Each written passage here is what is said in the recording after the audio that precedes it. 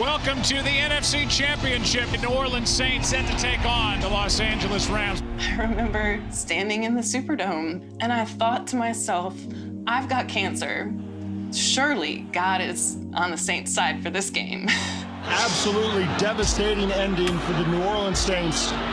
When that game ended, and it's now the off season and you're alone, at that point I had no idea if I was gonna live or die. Reality started to set in.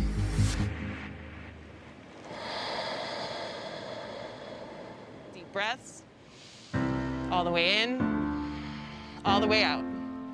I love going to work.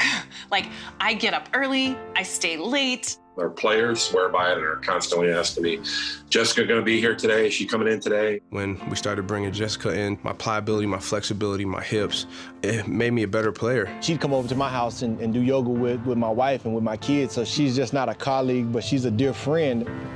You asleep? I was. Thank you. Yes, sir. Have a great game. You experienced loss before your diagnosis. Can you talk about your mom? I thought my mom would be fussing at me till she was 95. She was 66 when she died. And her cancer had started out as breast cancer. And by the time she actually went to a doctor, it was stage 4 bone cancer. It had spread all throughout her body. My mom passed on March 21st, 2018. A few months later, I felt a lump in my chest. Got the official phone call, yes, you do have cancer. So I cried on my floor for a couple hours, and then I cleaned myself up and I drove out to work with the Saints. And I just said, guys, I just found out I have cancer.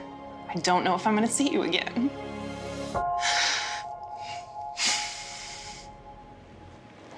She's family, so she's part of the team as well. From there on out, we were just, how can we help? It takes a village to battle cancer. We made phone calls, we rallied together. It's a family organization. And so when one of us is hurting, all of us are hurting. We just showered her with love, encouragement, support, all the things that she had given us. We tried to give that back to her. I had a double mastectomy. After surgery, you're like anxiously waiting to see what your surgeon says. And at first, I had been told I was gonna have to do 9 months of aggressive chemo. And then they did some genetic testing that then came back to say that I would have no benefit from chemo. So that was it. It's pretty much a dream come true. Just for her to tell us that she was in remission, that she had beat cancer, it was a blessing. I really could have cried. I really could have cried. It was some of the most amazing news. The electric smile was back. You could see when she was cancer-free.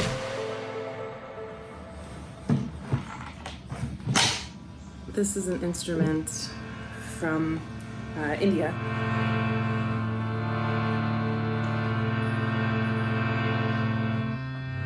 What do you hope people take away from your story? I want the story of my mom to be used to help someone. I want what I went through to serve as a cautionary tale. Because of what Jess went through, a lot of us went out and got mammograms because it can happen to any single one of us.